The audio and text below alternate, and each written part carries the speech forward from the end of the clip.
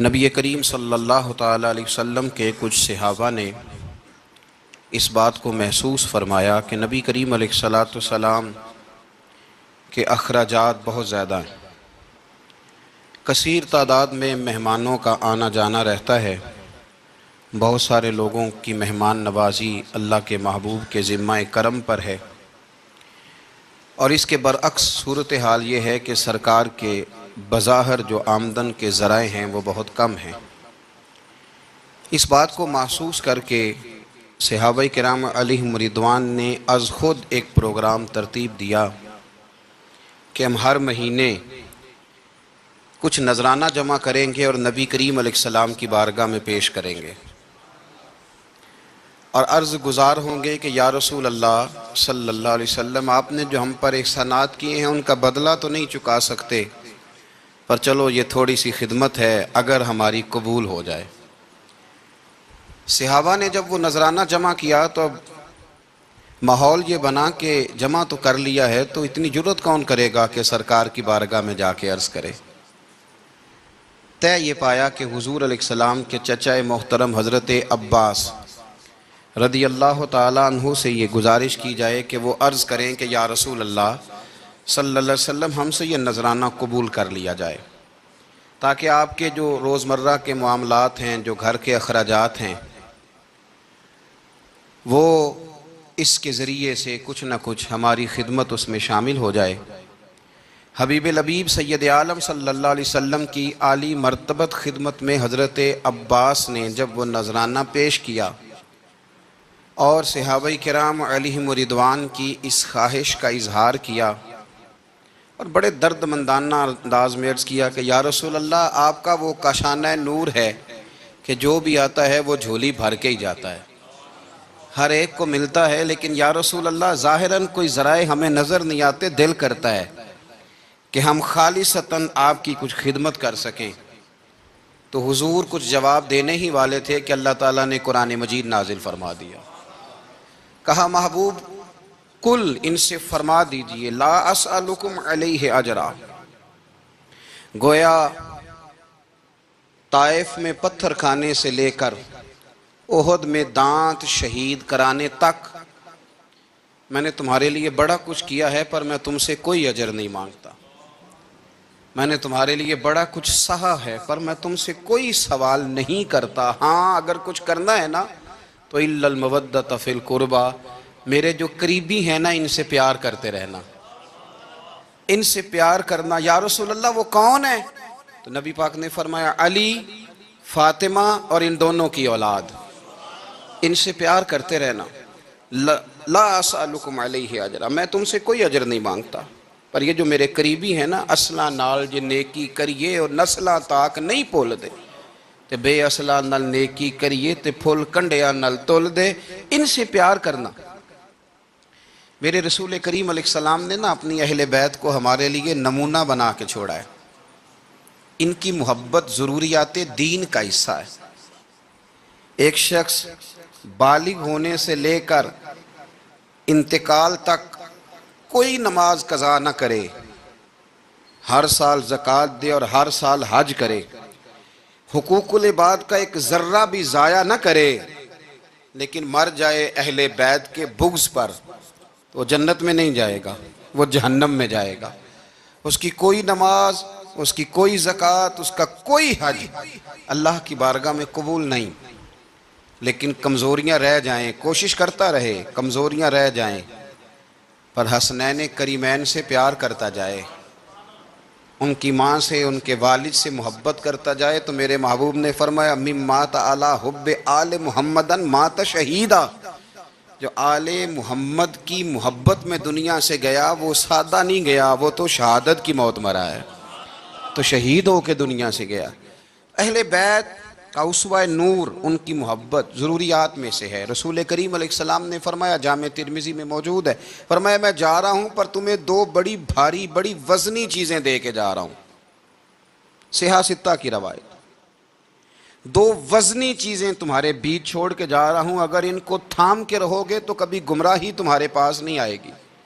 یا رسول اللہ وہ کون کون سی؟ فرمایا ایک اللہ کی کتاب دے کے جا رہا ہوں اور دوسرا اپنا خاندان دے کے جا رہا ہوں۔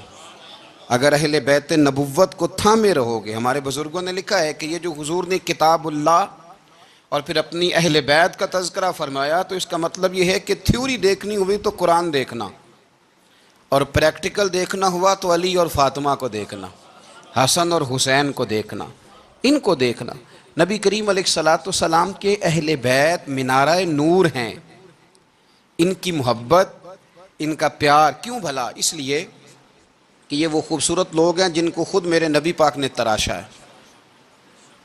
ان کی سیرت میں جتنے رنگ ہیں وہ رسول کریم نے خود بھرے ہیں۔ ان کی ایک ایک بات کا خیال نبی پاک نے رکھا ہے۔ حضور نے از خود انہیں اپنی صحبت عطا کی ہے۔ زیادہ دور نہیں تھا سیدہ فاطمہ کا گھر، مسجد نبوی کے ساتھ تھا۔ اللہ کے رسول دن میں 2 دفعہ جایا کرتے تھے۔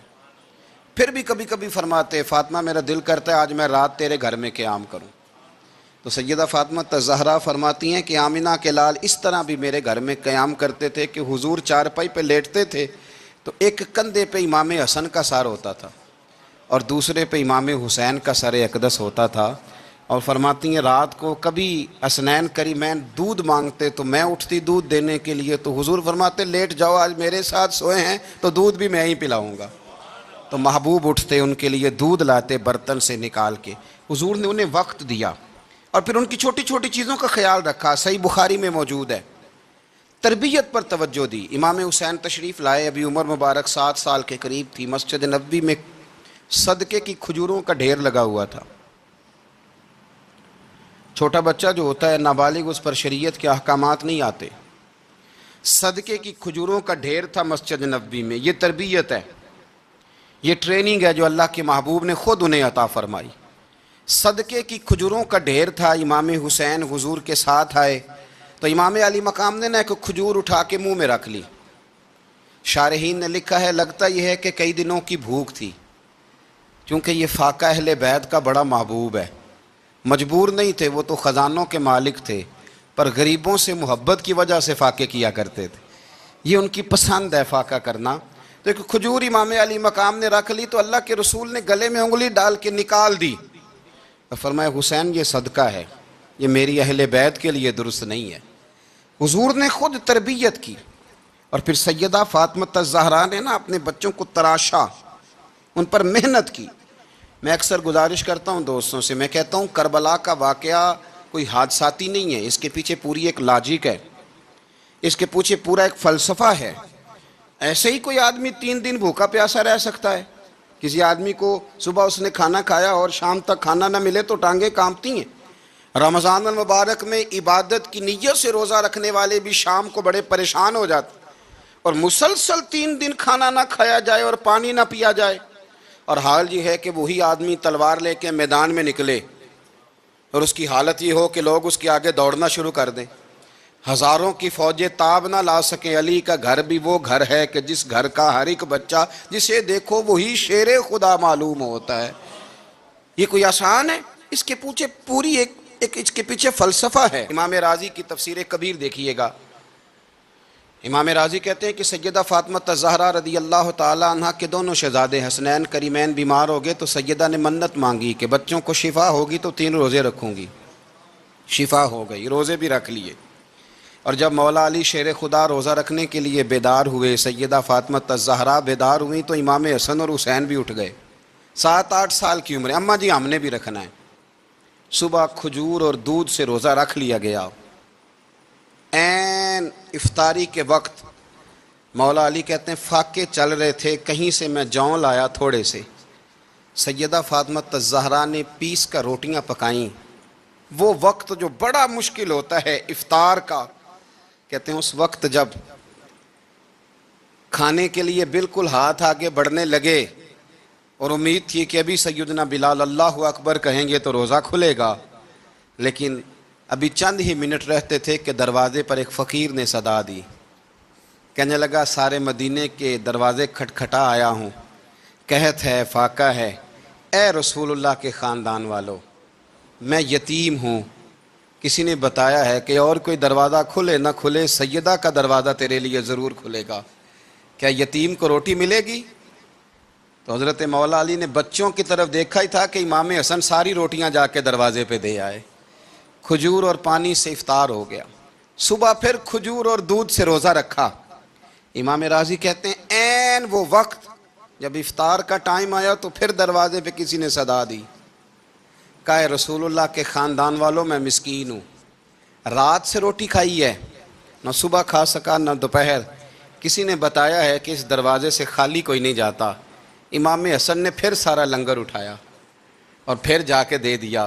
تیسرا دن پھر ہوا۔ مجھے لگتا ہے کہ جب افطار کا ٹائم آیا ہوگا نا تو یہ خود ہی سارے دروازے پہ دیکھتے ہوں گے، یہ کوئی آیا نہیں لینے والا ابھی تک۔ لگتا ہے کہ نظریں دروازے پہ تھیں۔ عین افطار کے وقت 3 روٹیاں جب جاؤں کی پک کے آئی تو ایک بھکاری نے صدا دی، کہنے لگا میں قیدی ہوں، آج ہی قید سے رہائی ملی ہے، پہلے دن کسی کے دروازے پہ صدا دی ہے روٹی ملے گی۔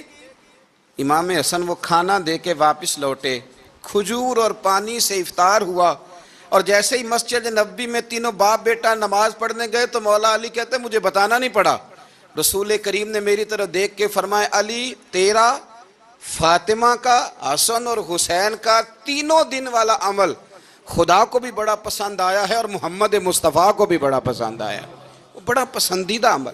میں کہتا ہوں کہ حضرت فاطمہ نے نا ان کی تربیت پہلے ہی کر دی تھی، 3 دن بغیر افطار کے روزہ رکھنے کی، وہ ٹریننگ گھر سے ہو چکی تھی۔ اب میدان کربلا میں 3 دن بھوکا پیاسا رہنا ان کے لیے مشکل نہیں تھا، وہ تو ان بچوں کے لیے مشکل ہوتا ہے جو کھانا دیر سے پکنے سے برتن توڑنے شروع کر دیتے ہیں۔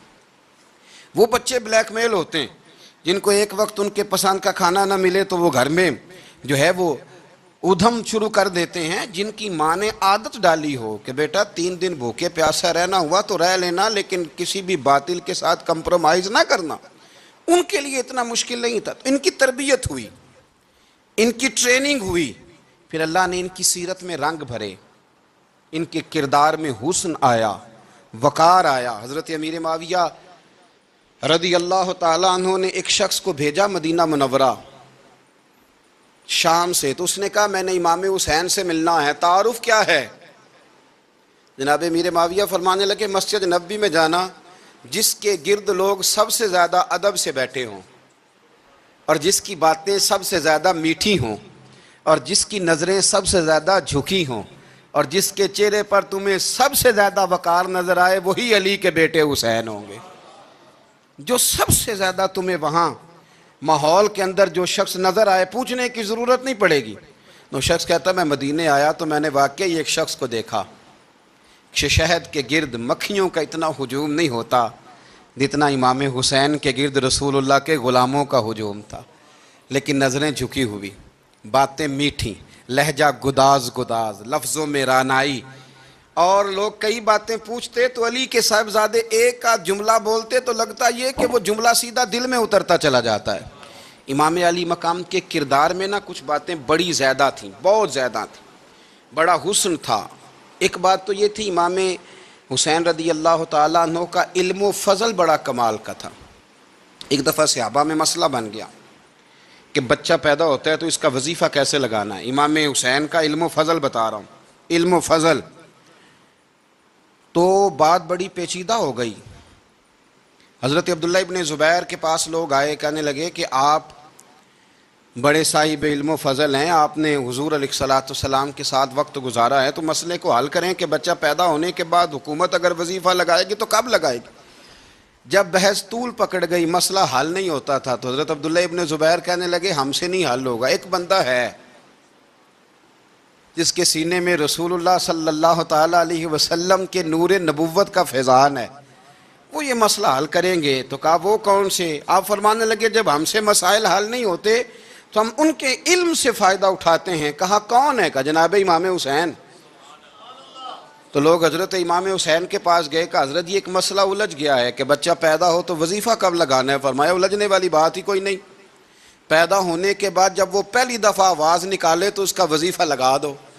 اس کا مطلب یہ ہے کہ وہ دنیا میں آ گیا ہے، اس نے اپنے آنے کا اظہار کر دیا ہے، اعلان کر دیا ہے، اب اس کا وظیفہ لگا دو۔ تو اس پر پھر صحابہ کا اتفاق ہو گیا۔ امام حسین کے علم سے، فضل سے لوگ فیض اٹھاتے تھے۔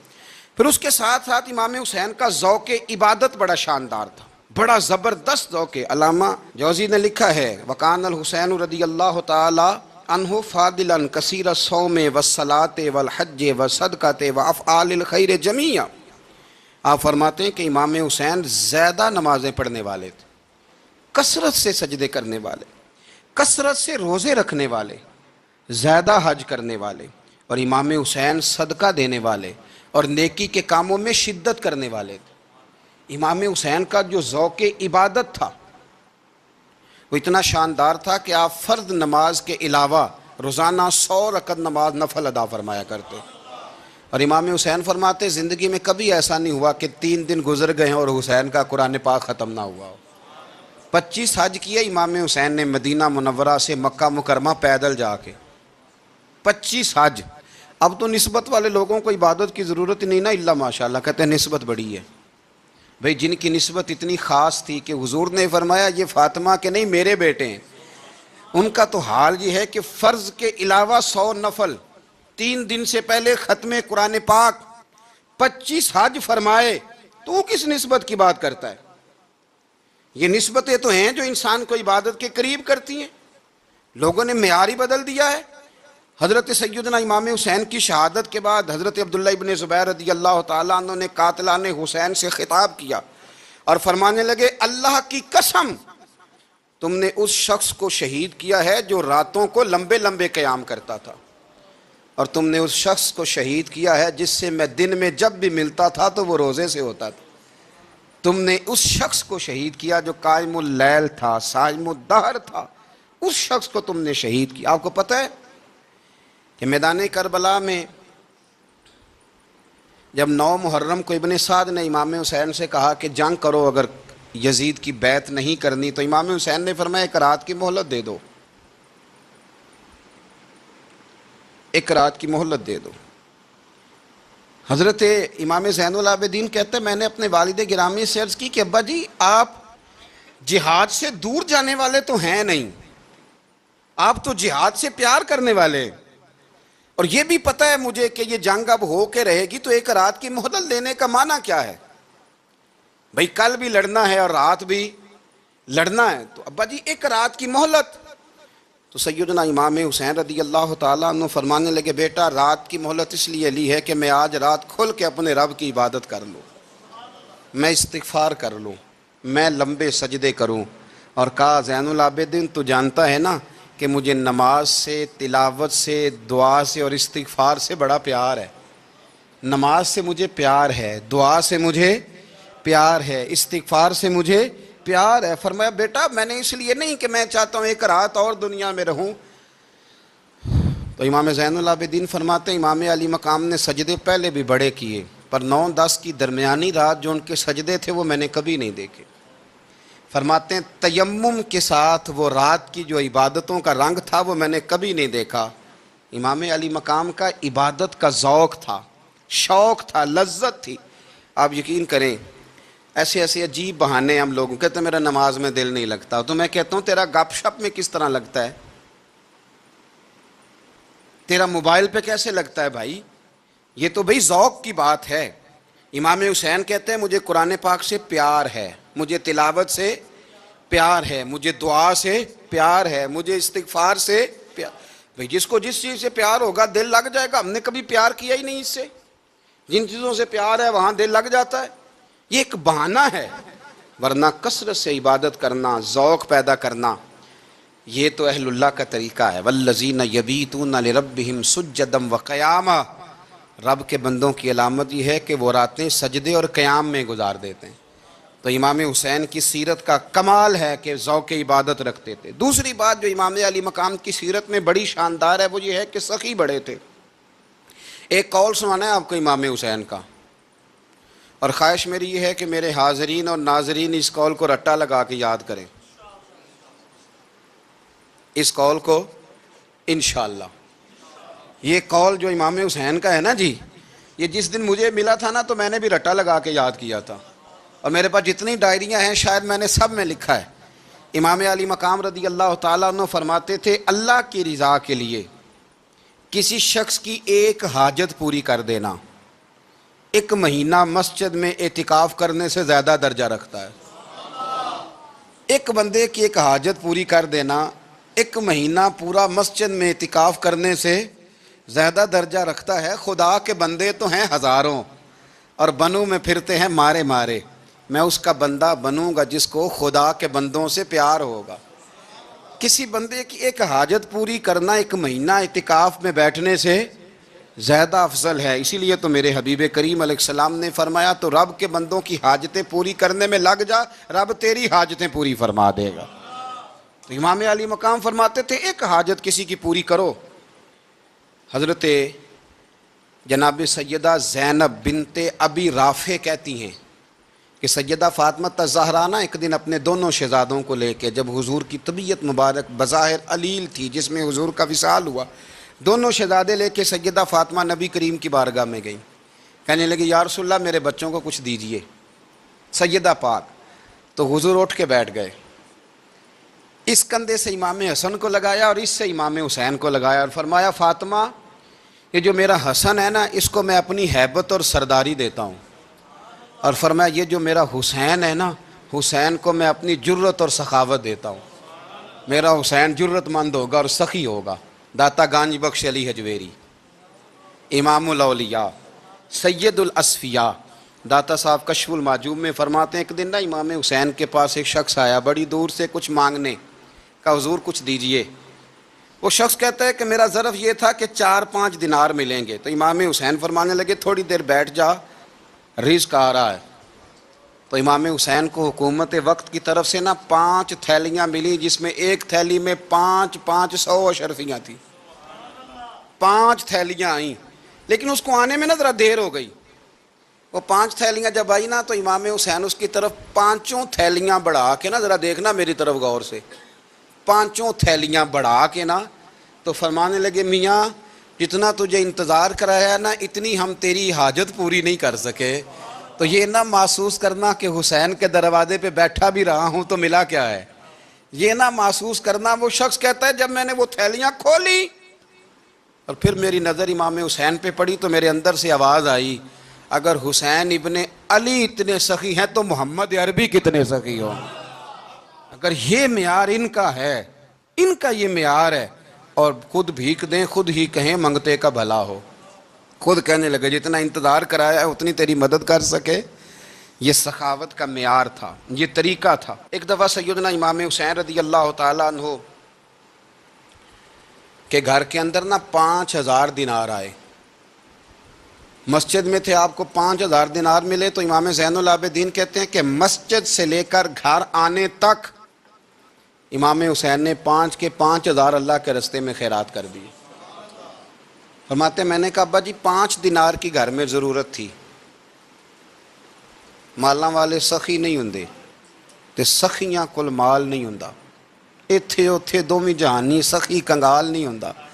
کہا ابا جی 5 دینار کی گھر میں ضرورت تھی، تو کہتے ہیں مجھے فرمانے لگے بیٹا یہ جن کو میں نے دیا ہے نا یہ گھر کے لیے ہی دیا ہے، یہ گھر کے لیے ہی دیا ہے، جن کو دیا ہے تمہارا کیا خیال ہے یہ باہر خرچ ہوا ہے، یہ گھر کے لیے ہی ہے۔ اس لیے کہ جب انسان دوسروں پر شفقت کرتا ہے تو اللہ اس کے گھر پہ رحمت فرماتا ہے۔ امام حسین کے مزاج میں پہلی بات میں نے ذوق عبادت کی عرض کی، دوسری بات عرض کر رہا ہوں کہ صحابہ حضرت اسامہ بن زید بڑے پیارے ہیں میرے نبی کریم کے، بڑے پیارے۔ حضرت اسامہ بن زید کے بارے میں سیدہ عائشہ صدیقہ فرماتی ہیں ان کے ناک سے اگر رینٹھ نکلتی تھی تو اللہ کے رسول اپنے دستے مبارک سے صاف کر دیتے تھے، اور سرکار فرماتے تھے کہ اگر اسامہ لڑکی ہوتا نا، ان کے غلام کے بیٹے تھے حضرت زید بن عامر، اگر یہ لڑکی ہوتا میں اسے زیور پہناتا۔ بڑے پیارے تھے، لیکن جب ان کا آخری وقت آیا نا تو 60,000 دینار کا قرضہ تھا، رشتہ داروں سے کہا، دوستوں سے کہا، یاروں سے کہا، پر قرض ادا نہیں ہو رہا تھا۔ حضرت اسامہ بن زید کہتے ہیں بڑا پریشان تھا۔ جب حد ہو گئی نا تو حضرت اسامہ بن زید فرمانے لگے جاؤ کوئی حسین ابن علی کو خبر کرو، ان سے کہو میں نا غلام ہوں آپ کے نانا کا، اور مقروض دنیا سے چلا گیا تو کیا بنے گا۔ امام حسین کو خبر ملی تو دوڑے آئے۔ لاجپال اس پیر کو نہیں کہتے جو تگڑا نذرانہ لے کے تو ماتھا چوم لے، لاجپال تو اس کو کہتے ہیں کہ جب ضرورت پڑے تو وہ سر پہ موجود ہو۔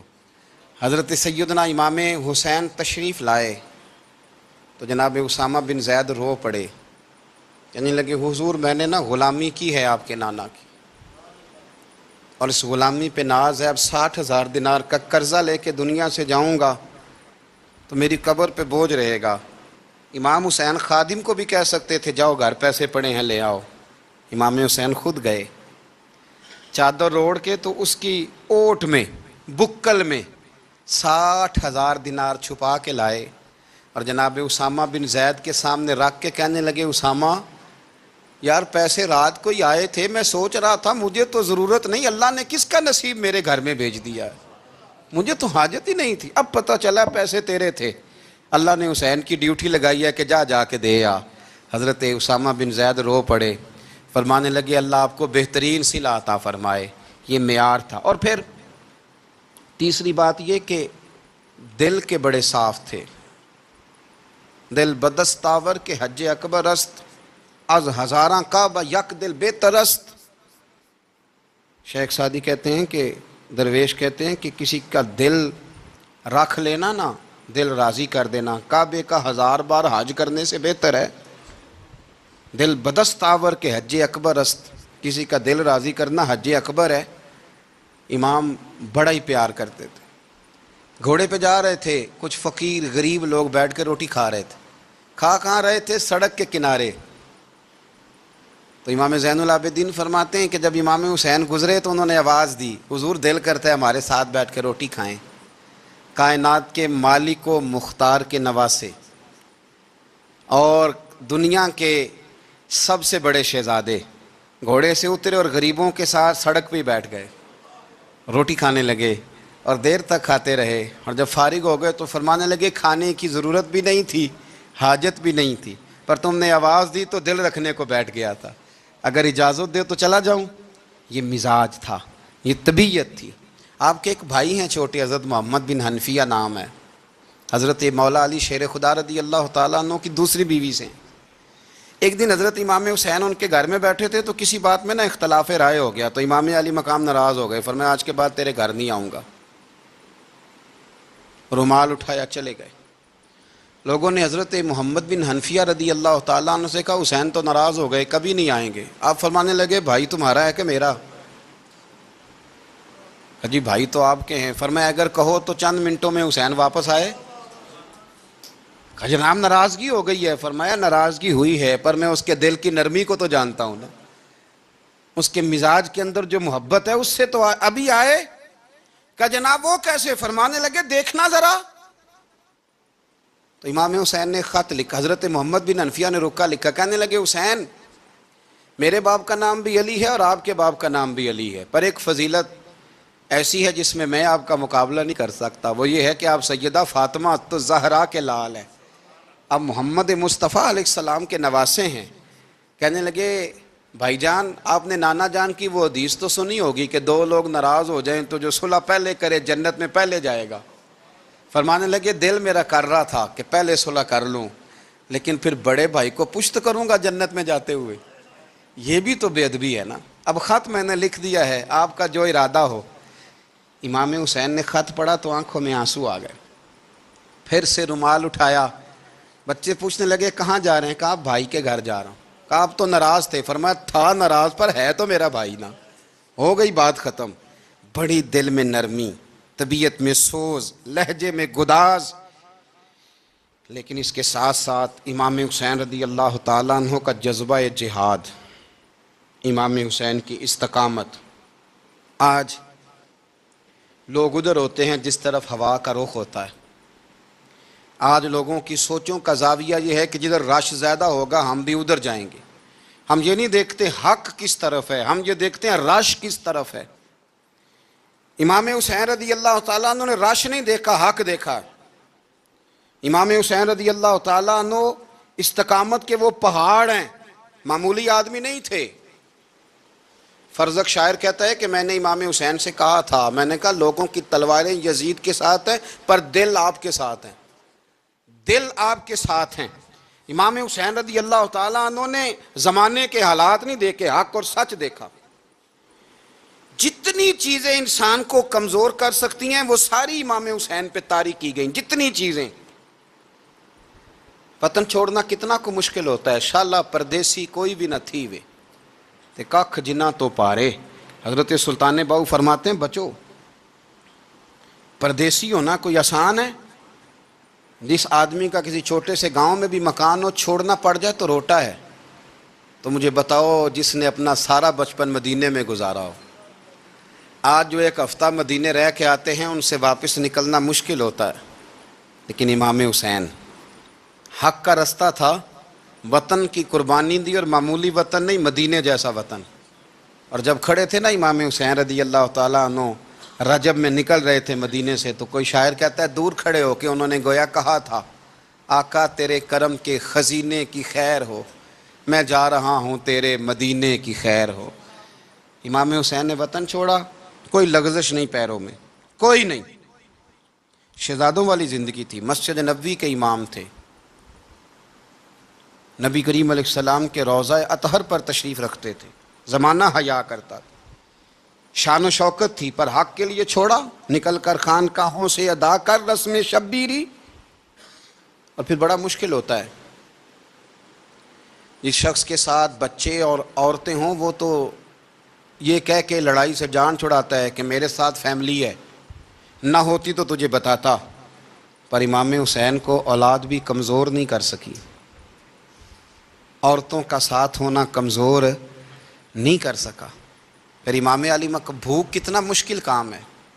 آج لوگ کہہ نہیں دیتے کہ میں تو اس لیے گناہ کرتا ہوں کہ رشوت اس لیے لے لیتا ہوں کہ بچے چھوٹے ہیں۔ 10 دنوں کی کم و بیش سفر، 3 دنوں کی بھوک اور پیاس، پر حق کے رستے میں امام حسین کو کوئی چیز کمزور نہیں کر سکی۔ اور پھر وہ جتنی باتیں لوگ کہہ سکتے تھے وہ ساری کہیں گئیں، ساری۔ اور آ کے عرض کرنے لگا حضور یہ کوئی معمولی دشمن نہیں، یہ وہ ظالم ہیں جو لاشوں پہ بھی گھوڑے دوڑا دیتے ہیں۔ تو امام علی مقام فرمانے لگے جو شہادت کا جذبہ لے کے نکلے وہ پھر انجام نہیں دیکھا کرتا۔ وہ انجام، وہ جتنی چیزیں جو استقامت کے رستے میں آ سکتی ہیں وہ ساری چیزیں رستے میں آئیں، پر امام علی مقام نے کسی چیز کی پرواہ نہیں کی۔ آج کا مسئلہ یہ ہے کہ آج لوگوں میں استقامت نہیں ہے، رات کو کچھ ہوتے ہیں، سویرے کچھ ہوتے ہیں، دوپہر کو کچھ ہوتے ہیں، شام کو کچھ ہوتے ہیں۔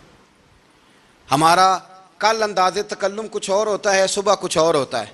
امام علی مقام میدان میں رہے، ایک میت گھر میں ہو جائے تو کئی دنوں تک آنکھ کھلتی نہیں، ہوش رہتا نہیں۔ سب سے زیادہ مصائب امام حسین نے دیکھے، سب سے زیادہ، اور گھوڑے پر بیٹھنے سے پہلے پہلے ساری تکلیفیں آپ دیکھ چکے تھے۔ باپ کا جنازہ اٹھانا آسان ہوتا ہے، بیٹے کا جنازہ اٹھانا بڑا مشکل ہوتا ہے، پر امام حسین نے بیٹوں کے جنازے اٹھائے۔ حضرت علی اصغر کی لاش کو امام حسین نے اپنے دست مبارک سے دفن کیا، اور جناب علی اکبر کی میت کو جب آپ اٹھا کے لا رہے تھے تو سیدہ زینب فرماتی ہیں کہ مجھے یوں کبھی لگتا تھا حسین کا قد بڑا ہے اور کبھی لگتا تھا علی اکبر کا قد بڑا ہے۔ اور فرماتی ہیں کہ پھر حضرت قاسم بن حسن کو بھی وہ اٹھا کے لائے، اور جناب عباس کے وجود سے الگ ہونے والے بازو انہوں نے لا کے حضرت عباس کے وجود کے ساتھ بھی رکھے۔ انہوں نے یہ سارا منظر دیکھا، لیکن جب حسین ابن علی اپنی دفعہ گھوڑے پہ سوار ہوئے تو لگتا یہ تھا کہ ان سے زیادہ بہادر کوئی نہیں۔ ایک جملہ بھی یزیدی فوج کے سامنے امام حسین نے کمزور نہیں کہا، ایک جملہ بھی، ایک فقرہ بھی کچا نہیں بولا، کہیں بھی کوئی منت نہیں کی، کسی جگہ بھی ان کے پائے استقلال میں کوئی لغزش نہیں آئی۔ جب لوگوں کو پتہ چل جائے کہ اب سامنے موت ہی موت ہے، سوائے اس کے چارہ کچھ بھی نہیں، تو بہت سا جو رخصت اور اجازت تو دین بھی دیتا ہے، پر امام حسین کسی جگہ کسی رخصت پر عمل کرتے نظر نہیں آتے، ڈٹ کے بات کی، ڈٹ کے۔ اور پھر جب میدان میں نکلے، اللہ اکبر، تو ابن سعد کہنے لگا کہ اگر 2 کر کے، ایک کر کے جاؤ گے تو یہ 45,000 کا لشکر سارا حسین کاٹ ڈالے گا، یک بارگی حملہ کرو گے تو بات۔ اتنی استقامت، اتنا۔ آج تو لوگ ڈپریشن کے مریض ہیں، آج تو لوگ ٹینشن کے مریض ہیں، ہر دوسری بات میں لوگ کہتے ہیں وہ بڑا، پر کس بات سے؟ مطلب کیا آپ نے زندگی میں صرف جاب نہیں مل رہی، صرف بیماری آ گئی، صرف خرچہ نہیں گھر میں؟ میں بڑا کس بات کا ڈپریشن؟ امام حسین کی زندگی بتلاتی ہے کہ وہ لوگ بھی کوئی دنیا میں کمال حاصل کر سکتے ہیں جو چھوٹی چھوٹی بات پہ روتے ہیں. مال بھی ہے، جوانی بھی ہے، گھر بھی ہے، مکان بھی ہے، بچے بھی ہیں، عزت بھی ہے، صرف پیسے نہیں. اور انسان ہے کہ آنکھیں نہیں کھل رہی، وہ سمجھتا ہے میں کسی کام کا ہی، فقط پیسے نہیں بس.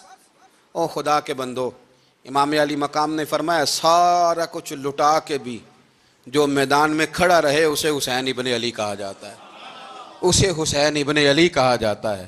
حسین ابن علی کی شان رفت کوئی کیا جانے، حسن جانے، علی جانے، نبی جانے، خدا جانے، کون جانے امام علی مقام کا معیار.